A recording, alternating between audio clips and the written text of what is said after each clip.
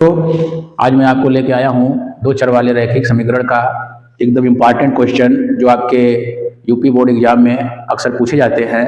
देखिए आपके सामने एक क्वेश्चन लिखा गया है कि P के किस मान के लिए निम्न समीकरणों के युग्म का एक अद्वितीय हल होगा। अद्वितीय हल का मतलब है जिसका कोई एक हल होगा। तो देखिए दो समीकरण दिया गया है, 4x plus P Y plus 8 बराबर 0, 2x प्लस 2y प्लस 2 बराबर 0। तो आपको करना क्या है, सर्वप्रथम आपको इसमें यह करना है कि दो चर वाले रैखिक समीकरण होते हैं a1x plus b1y plus c1, a2x plus b2y plus c2 से, यानी जो प्रश्न का समीकरण है उसकी तुलना करके हम a1 b1 c1 a2 b2 c2 ज्ञात करेंगे। तो सबसे पहले हमको यही करना है। तो आइए हम तुलना करते हैं। इसके नीचे जो आपके प्रश्न का समीकरण है उसको लिख देते हैं। 4x plus P Y plus 8 बराबर 0 और दूसरा समीकरण लिखते हैं 2x प्लस 2y प्लस 2 बराबर 0। अब इसकी तुलना करते हैं। अब तुलना देखिए, पहला समीकरण है x का गुणांक a1 है, तो यहाँ पर देखिए पहले समीकरण में x का गुणांक 4 है, तो आप a1 की जगह 4 लिखेंगे, यानी a1 बराबर 4। इसी प्रकार b1 बराबर, तो देखिए y का गुणांक b1 है, इसमें y का गुणांक p है, तो b1 बराबर p और c1 बराबर, तो c1 यहाँ देखिए और इस समीकरण में देखिए c1 बराबर 8, तो c1 बराबर 8। इसी प्रकार दूसरे समीकरण की तुलना करिए। यहाँ देखिए दूसरे समीकरण में x का गुणांक a2 है, तो आप a2 बराबर, दूसरे समीकरण में x का गुणांक क्या है 2, यानी a2 बराबर 2। इसी प्रकार b2 बराबर, तो b2 यानी y का गुणांक b2 है, तो इसमें y का गुणांक 2 है, तो b2 बराबर 2।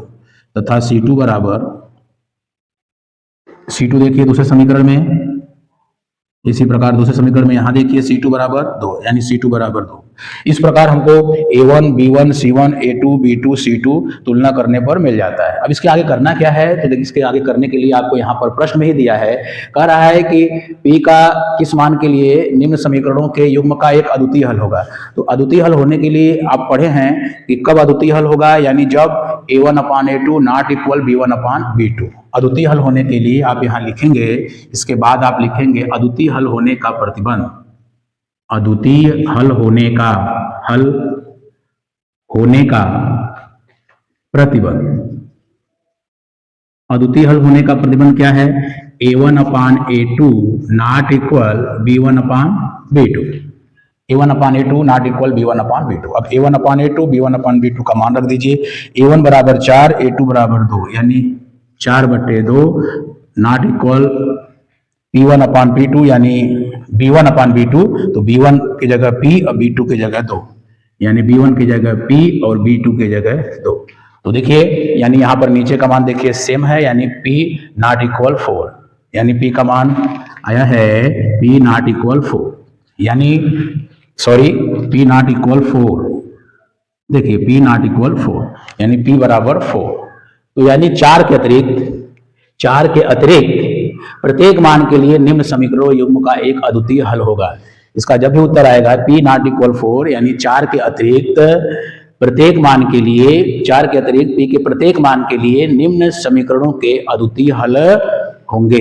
बहुत इंपॉर्टेंट प्रश्न है बच्चों, आप इसका प्रैक्टिस करिए, 1-2 बार प्रैक्टिस करिए, बहुत अच्छे से इसको सीख लीजिए, ये आपको एग्जाम में देखने को मिलेंगे। जय हिंद बच्चों।